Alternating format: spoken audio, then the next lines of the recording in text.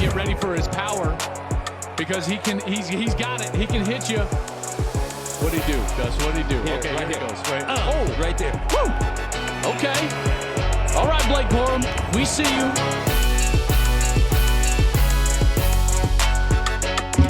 Blake Corum and the Michigan Wolverines rolled into Iowa City. Got a win. Tough to win on the road, folks, in the Big Ten. Oh, it's so tough. A little more of that later. I'm Joel Klatt. This is the Joel Klatt Show. Thank you for being a part of it. Listen, it is Monday, and there was a lot of things that went down over the weekend. Not just the games, but clearly some of that coaching news that came out of Boulder and Madison yesterday on Sunday. We're going to get into that. Obviously, my Michigan reaction and everything from that game over Iowa in Iowa City that Gus and I called and Ginny was at. But first, I wanted to talk about my new top five because I tweeted it out on Saturday night, and USC hadn't beaten Arizona State yet. And so I was like, well, listen, I know what my top five is. I just wanted to get it out there because I know it was different. And my top five changed dramatically, in part because of what we have seen over the last couple of weeks. So let's get started. My new top five. Let's get started with number one, Ohio State. Stroud under center. Defensive line adjust. Stroud hands Mayan Williams, and he'll get into the end zone for his third TD of the day. Mayan Williams. Ohio State punches it in for one more score. All right, so everyone's up in arms, down in the South over me putting Ohio State number one. But this was what it came down to, folks. I had two distinct tiers in my top five in my mind, and I'm going to walk you through the exact philosophy of why each team landed where they did in this top five. Ohio State was number one, and the only other team in the discussion, in my own discussion with myself, was Alabama.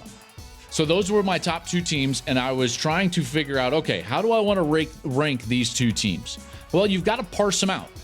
And here's what it ultimately came down to for me was the fact that Alabama is a great team. And by all the metrics and the analysis, I was going to put them at number one. Alabama was going to be my new number one team. But the problem is that there were two things getting in the way of that.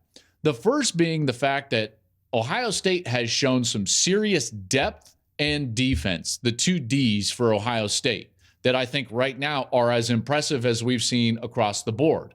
So they haven't really had their healthy weapons on offense, and they're showing tremendous depth. Mayan Williams, who you heard in that clip, goes off last week. And granted, it was a win over Rutgers. So, I mean, does it really matter how well they played? Well, some think no, but I think it does because there were guys that they weren't planning on relying on doing this. Mayan Williams being one of them from the running back position. They also have not really had a healthy Jackson Smith-Njigba, who really is their best offensive player outside of their quarterback, and they haven't had him all year long. And it hasn't stopped them from being the best offense in the country. So they show their depth, but it's also their defense. Their defense right now is 14th in the country in scoring and 10th in total defense. They're playing really well on that side of the ball. A drastic improvement from what we saw over the last couple of years, in which years that the defense was their clear Achilles heel. It was their clear weakness. So depth and defense has made them a very balanced team. Now, that doesn't mean Alabama is not a balanced team. So, Joel, what you just told me that by every metric, yes, so it couldn't just be the depth and the defense for Ohio State. And you're right. It wasn't just the depth and the defense. But that balance allowed me to look at this situation and say, okay, if these teams played this week, because remember, this is a poll for this week, all right? This is not a rolling scale like the official World Golf Rankings, where I'm going to go back 2 years and say your body of work over an entire 2-year period. No. This is a snapshot in time this week. What are you this week?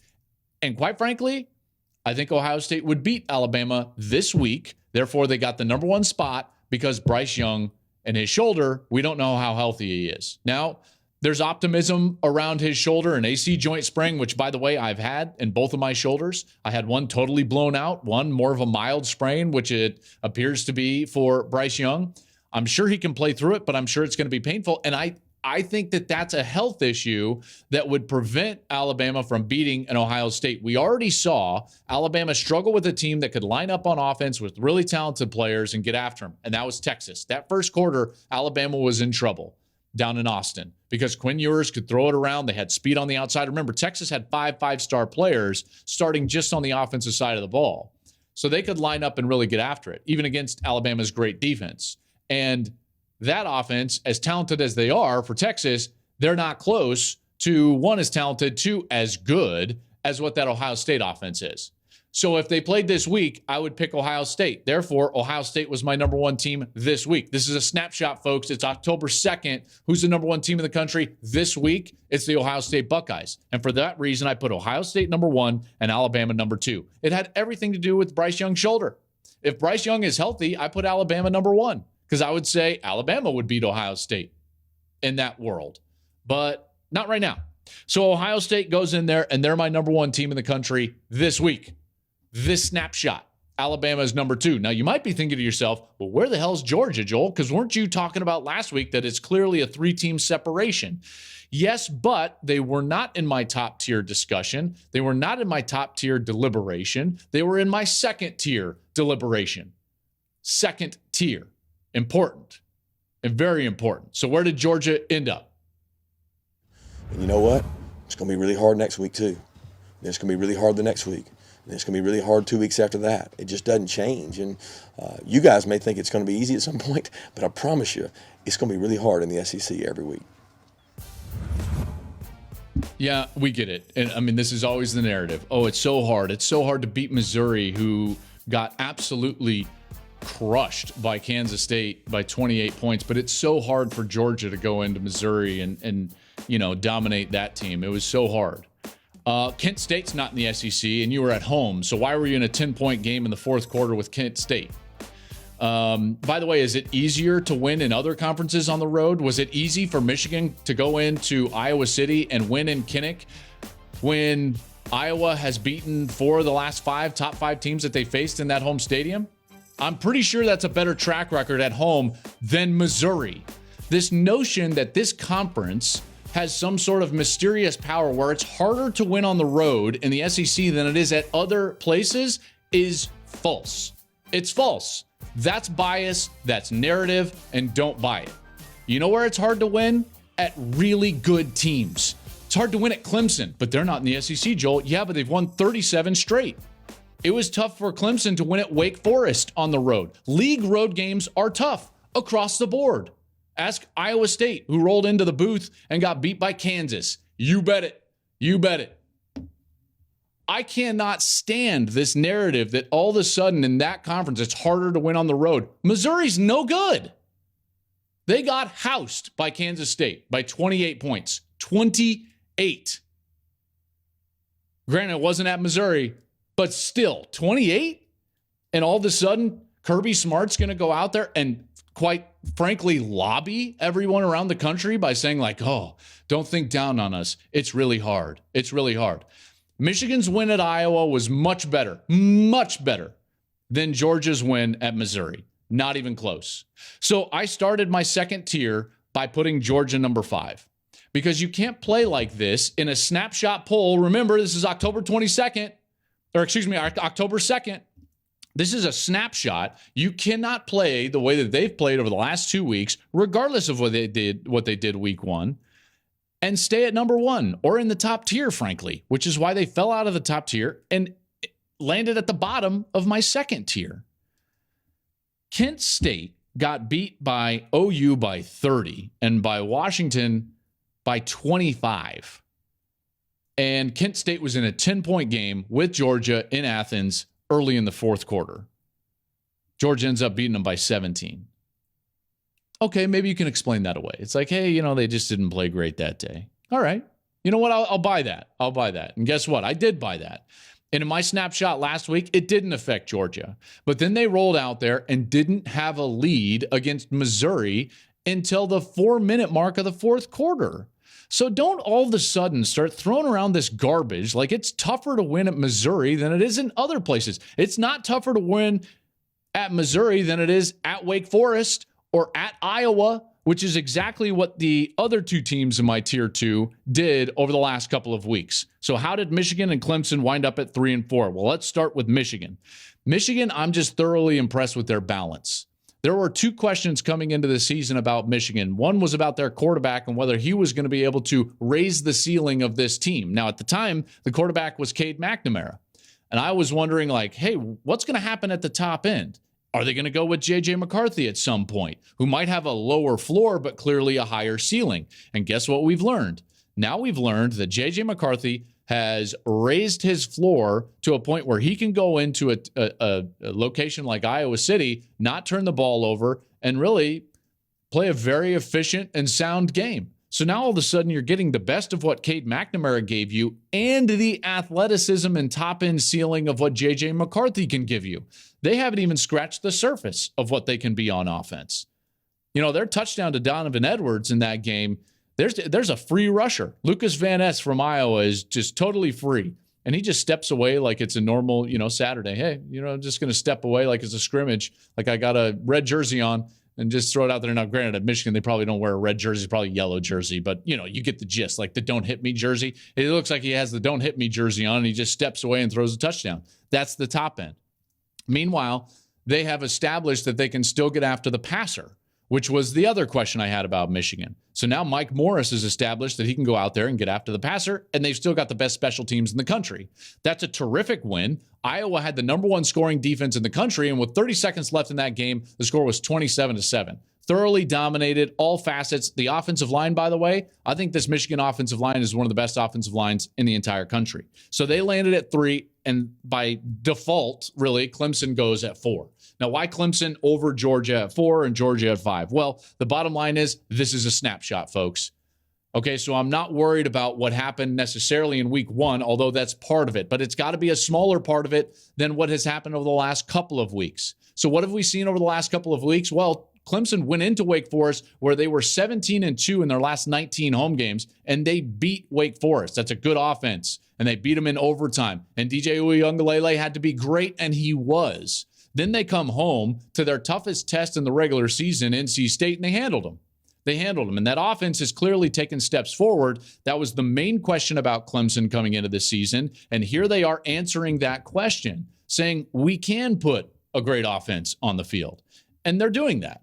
And right now, with that defense, with that home field advantage, and with the fact that they're going to win that division, they've beat Wake, now they've beaten NC State, they're going to the conference championship game. I think it's almost in pen that Clemson's in the college football playoff at the end of the year. Almost in pen. They're number 4 for me. I really love what this team has done from a growth standpoint from week 1 to now in the snapshot of what we get on October 2nd. You can't say the same about Georgia. They have not played as well of late. This is not, hey, they throttled Oregon. Yep, they sure did. And they're still in my top 5. But you can't play the way they've played over the last 2 weeks and stay in the top spot. You just can't. So that's how my top 5 rolled out. Ohio State number 1, Alabama number 2, Michigan number 3, Clemson number 4, and Georgia number 5. Everybody, how in the world could you do that? Well, I just explained it, folks. That was the philosophy behind it, and I will stand by it till the end of time. It's not really the end of time, though, because remember, it's a snapshot. And next week, I'm going to have another snapshot. So we'll see how that comes out next week. Okay, folks, wild week. Sunday was just like Black Sunday. Except it wasn't at the end of the regular season. 2 more coaches get fired in the Power 5. So here we are in the early stages of October, and we've got 5 jobs in the Power 5 that have come open. Nebraska, Georgia Tech, Arizona State, Colorado, and Wisconsin. The Wisconsin news was shocking, to say the least. I think most of us that follow college football, and clearly those of us that really follow Colorado, we knew that was not working out. Karl Dorrell is a great man.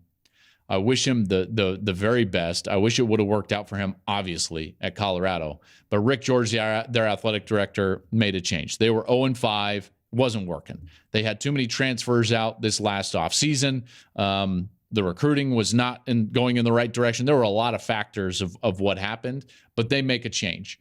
And you can totally understand that because in a sense, it's a little bit like Nebraska. It's kind of like, we can't go any lower. We need to make a change. We need to signal to our donor base. We need to signal to our locker room. We need to signal to our potential collective donors that there's going to be a change. So Colorado makes a change. More on that in a little bit. Wisconsin makes a change. Shocking.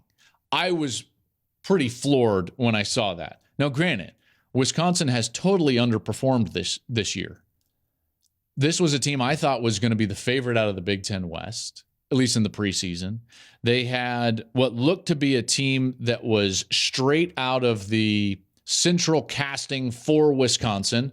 They were going to have a good defense, really strong running game with Braylon Allen, and, do enough on offense. And they lose to Washington State in a game in which their offense doesn't play well. They get absolutely boat raced by Ohio State in an embarrassing fashion on primetime. And then they roll back home and get beat by Illinois. Yikes. And at that point, from a donor perspective, it was just too much. You can't have Brett Bielema, who they despise up there. I mean, I don't think I'm letting the cat out of the bag, right? Like, people, they don't like Brett Bielema in Wisconsin. And now he's going to roll in there and beat Paul Chryst. Yikes. Not good.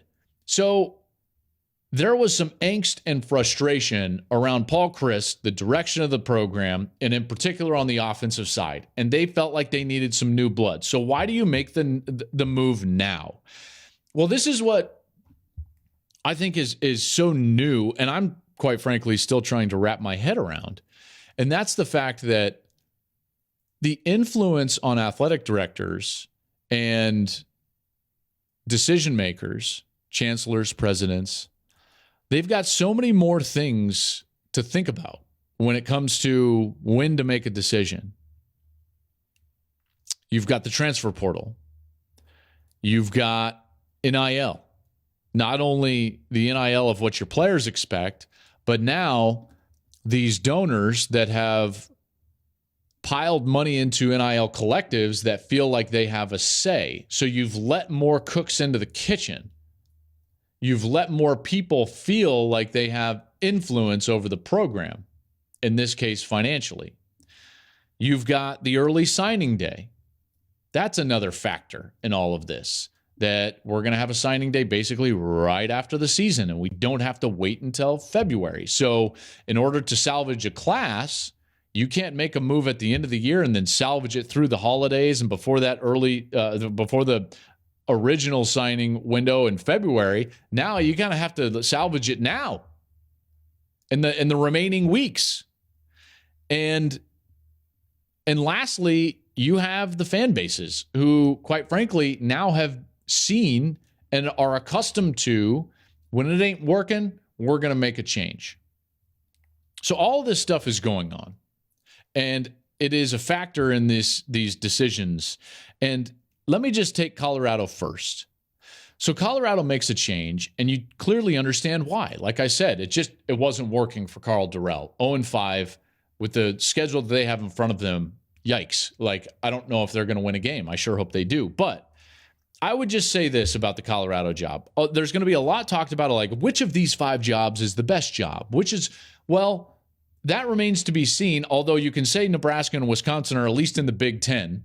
Okay, and they clearly are really good jobs. Arizona State, they've got a good recruiting footprint, so that's obviously a feather in their cap. I would just say this for Colorado. Having played there, that's a wonderful place. They've got great tradition. They've won a national championship. They've won every single major award you can possibly win. They've got great academics, and the location is, quite frankly, one of the 2-3 best campuses in the entire country. I don't care where you went to school. If you walk into Boulder, Colorado, you will immediately be like, this is special. It's a special spot. It can happen there. You can win at Colorado. We've seen it done before. I firmly believe that if they get it right, they can have success. Illinois is proving that right now. Kansas is proving that right now. You get the right coach and you can go and you can have success. And I hope that they do, clearly. I mean, I've got so many more thoughts about Colorado, but this is just not the time or the place to give them. At some point, I will give you more thoughts on Colorado, but right now, I'm just going to move on to Wisconsin. For Wisconsin, here's what's going on. Okay, under the current, you've got this defensive coordinator that in particular donors and people around the program really love. He's a young guy that has remained loyal in staying at Wisconsin as a defensive coordinator. He's thought of as one of the top 2-3 defensive coordinators in all of college football, and his name is Jim Leonhard. And there's been a growing sense among people around the program that it's like, hey, it might be time for Jimmy to get his chance as the head coach. So now what happens is that you make the move now. They're 2-3. Listen, I don't love it. I don't love it for the players, but they make the move. And by the way, I said the same thing about Texas Tech last year and got a lot of grief for it because I said, listen, I don't think it's fair to the locker room to make a change like this early. And they made a change. They went with Joey McGuire, and it's worked out. And I could probably admit, I was partially wrong. I still believe it sucks for the players in the locker room. At every place that makes this move, it sucks for Nebraska and Georgia Tech and Arizona State and Colorado and Wisconsin. It sucks for those guys. And I feel for them.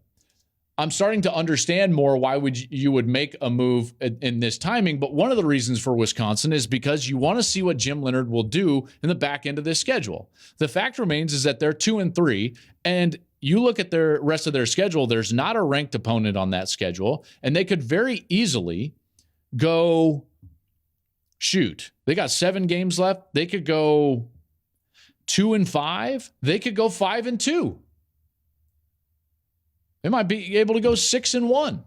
So you get this very intimate job interview for Jim Leonhard. He gets to show exactly what he's made of. They go to Northwestern, to Michigan State, Purdue at home, Maryland at home, at Iowa, at Nebraska, and then Minnesota. They could go 6-1. They could go 1-6. Right? So they want to see what they've got because a lot of people around that program believe that Jim Leonhard is going to be the guy moving forward. So that's part of why they did this now and why it was such a surprise that they would let go of Paul Chryst right now. With that being said, be careful what you wish for at Wisconsin. Paul Chryst was very successful at Wisconsin. And it's not easy at places that don't have a natural recruiting base to just win at a high level all the time. Nebraska comes to mind, folks. And they've done this twice since 2000.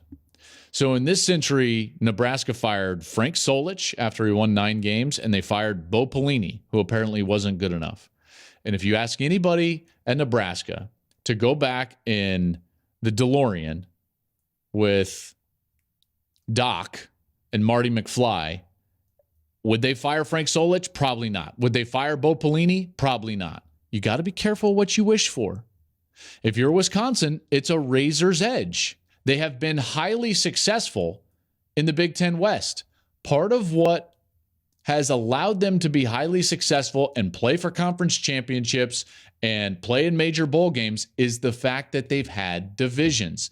This conference is very unbalanced. This year, maybe more so than we've ever seen, with Penn State, Michigan, and Ohio State in the other side in the East. This West has not always been as dominant. And I know it's fairly recent vintage, but Wisconsin has been the beneficiary of being in a very easy division. Trust me when I tell you this, we were in the easy side of the division when I played at Colorado. I know what this means and what this feels like.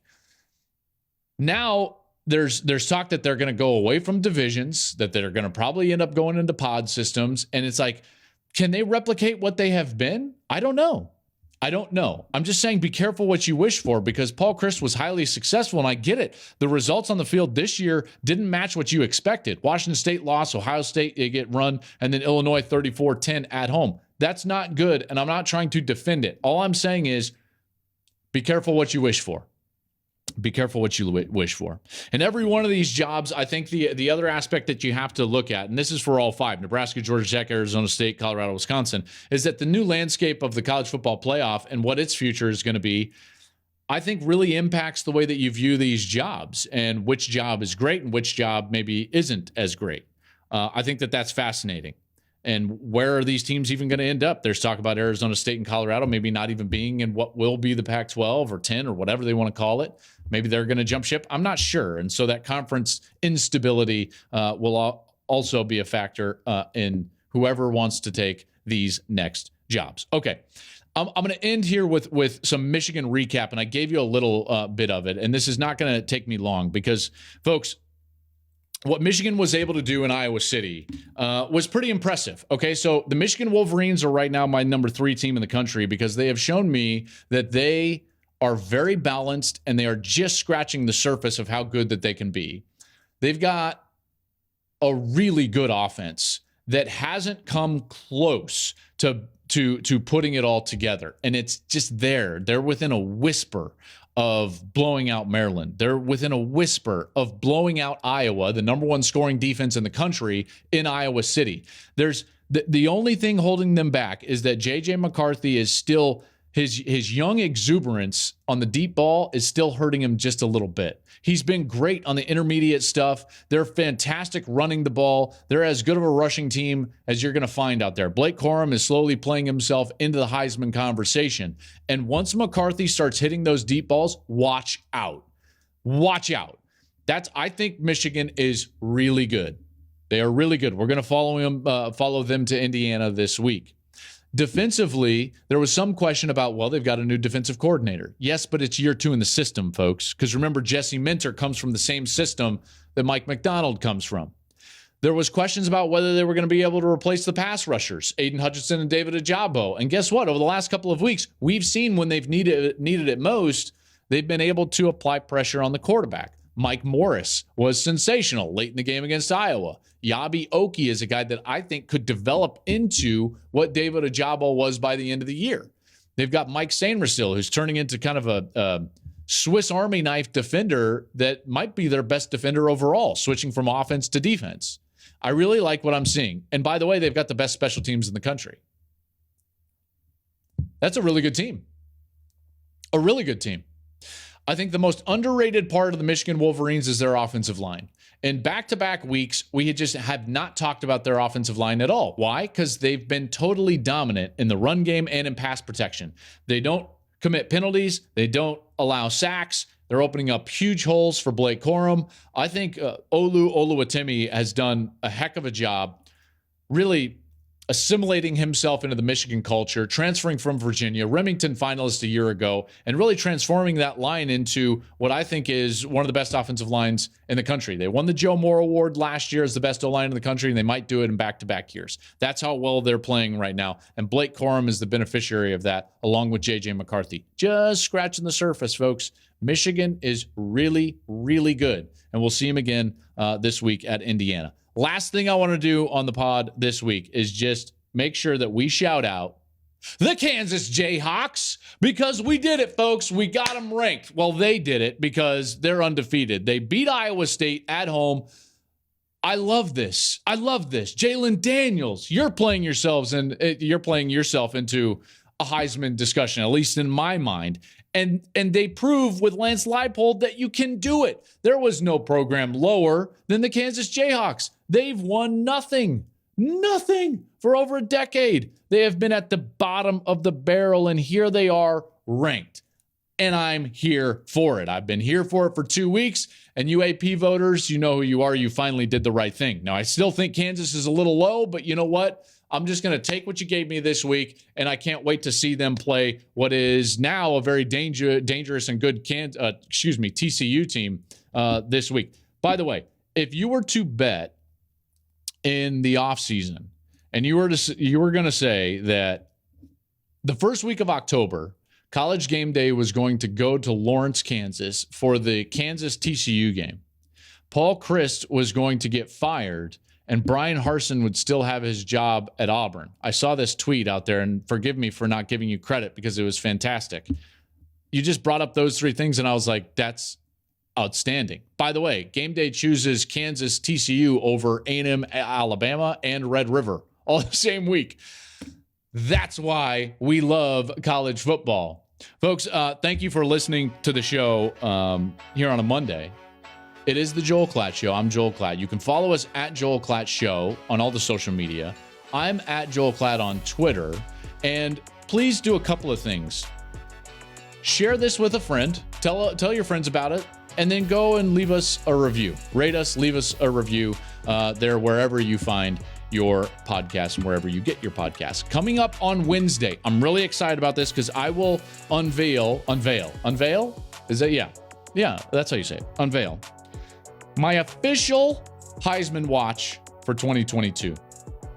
I can't wait for that. I'm going to have some OU thoughts, among other things like what teams are lurking out there that maybe we're not talking about right now. And by the way, that might be a curse because last week I kept talking about Minnesota, and then they went out and lost. So thanks a lot. I had to jump out of the boat, lost my rowboat, and now you're not going to be in my lurking section. Folks, thank you so much for listening. Again, go leave us a review, go rate the podcast, and we'll see you on Wednesday.